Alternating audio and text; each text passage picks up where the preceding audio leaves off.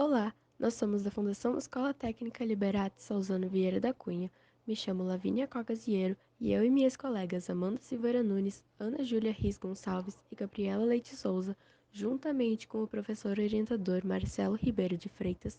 desenvolvemos um trabalho chamado A Influência das Redes Sociais na Formação da Opinião dos Brasileiros a respeito do uso do medicamento hidroxicloroquina como prevenção ou tratamento da Covid-19.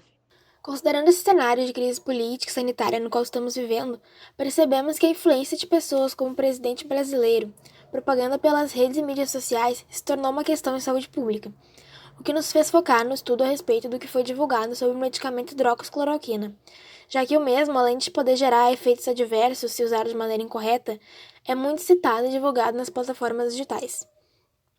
Além disso, vemos que há uma grande necessidade de se tratar esse assunto, por mais que já exista uma quantidade significativa de materiais a respeito, alguns dos quais a gente vai citar no nosso trabalho, porque a temática ainda é desconhecida por muitos cidadãos que não têm acesso a estudos científicos ou que são até mesmo vítimas do que a OMS vai chamar de infodemia. Portanto, nosso trabalho busca estabelecer uma relação entre o atual governo, seus apoiadores, as redes sociais e o medicamento hidroxicloroquina de maneira mais clara possível, beneficiando aqueles que precisam obter informações corretas sobre essa temática tão importante. Assim, chegamos às perguntas. Em que medida o uso da hidroxicloroquina está relacionado às fake news divulgadas nas redes e mídias sociais? E o uso desse medicamento também está relacionado à opinião do presidente e de seus apoiadores sobre ele? Nossas hipóteses eram de que ambas as respostas eram afirmativas. Na primeira etapa de nosso trabalho, foi realizado um levantamento bibliográfico buscando materiais que nos ajudassem a compreender melhor a temática de nosso projeto. E com a ajuda do professor Marcelo, selecionamos os artigos: Ciência e disputa de narrativas, a construção da farsa da Covid-19,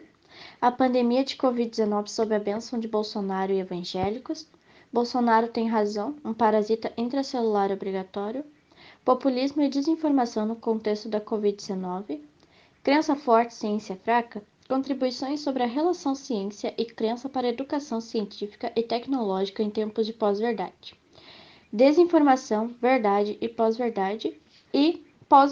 a crise do sistema de peritos, uma explicação cibernética, e alguns documentários, privacidade hackeada e o dilema das redes. Já na segunda parte, iniciamos a elaboração e fizemos a aplicação de um formulário com alunos e professores dos cursos do noturno da Fundação Liberato.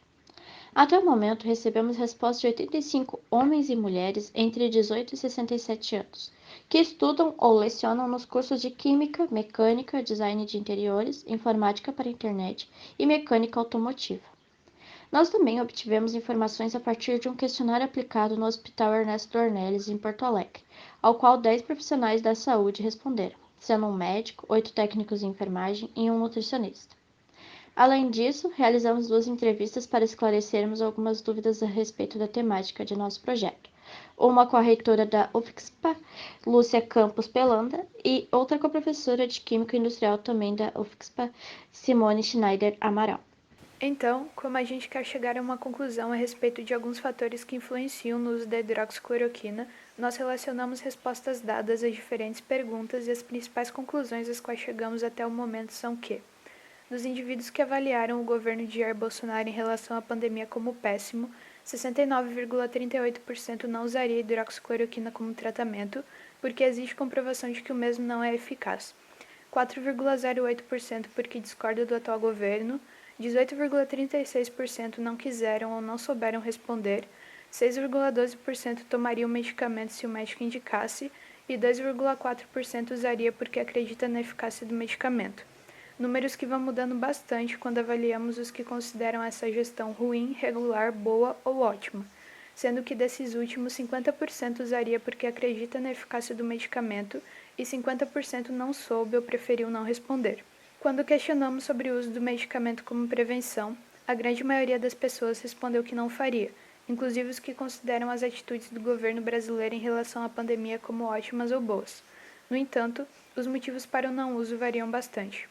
Entre os que citei por último, 50% não usaria porque, segundo eles, a hidroxicloroquina deve ser usada para tratamento e não prevenção. e os outros 50% afirmaram que existem outros métodos preventivos, porém não citaram quais. Dos que assinalaram ruim ou péssimo, os motivos mais recorrentes foram porque existe comprovação de que o medicamento não é eficaz, de que o mesmo pode trazer consequências se administrado de maneira incorreta e devido aos médicos não recomendarem. Dados esses que vêm confirmando a nossa ideia de que o posicionamento político tem sim influência no uso da hidroxicloroquina. Nós também avaliamos a influência da checagem ou não de notícias recebidas pelas mídias sociais no uso do fármaco como tratamento da Covid-19. Entre os que não usariam, 49,09% verifica o que recebe buscando pela informação em fontes confiáveis, 19,36% checa buscando pela informação em várias fontes diferentes, 1,82% pesquisa sobre o assunto, 10,9% não soube ou não quis responder, e as demais porcentagens se dividiram entre os motivos pelos quais eles não buscam saber se a informação é verdadeira ou não, sendo que os mais recorrentes foram por falta de interesse ou preguiça, porque não acreditam em nada do que recebem, porque sempre buscam por informação em fontes confiáveis e porque não sabem exatamente como fazer isso. Já entre os que usariam, 60% afirmou que verifica buscando por fontes confiáveis, 10% procura pela mesma informação em fontes diferentes, 10% pesquisa sobre o assunto e 20% não soube ou não quis responder. Números que não mostram um grande impacto ou relação entre as duas ações, porém cremos que isso se deva pelo número pequeno de pessoas que responderam ao formulário e por serem, de certa forma, de realidades semelhantes, ou até mesmo pelo fato deles não citarem o que consideram como fontes confiáveis, já que, pelo que vimos em nossa revisão bibliográfica, as redes e mídias sociais são sim o principal lugar por onde se divulgam informações falsas ou enganosas sobre o medicamento em questão. Esse fato também se repetiu quando o tópico em questão é a relação do uso do remédio e a religião, pois vemos que há uma diferença entre as porcentagens dos que tomariam e se disseram sem religião e os que tomariam e afirmaram ser evangélicos, grupo que em geral apoia o presidente segundo dados vistos pelo grupo, por exemplo. No entanto, ela não é tão significativa quanto esperávamos, talvez pelo mesmo motivo citado anteriormente, o número pequeno de pessoas e de realidades semelhantes. Essas são as nossas referências.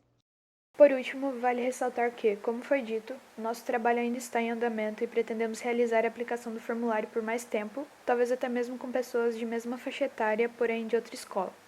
Então, caso queiram nos procurar para saber mais o que foi feito ou esclarecer alguma dúvida, aqui estão nossos e-mails. Muito obrigada!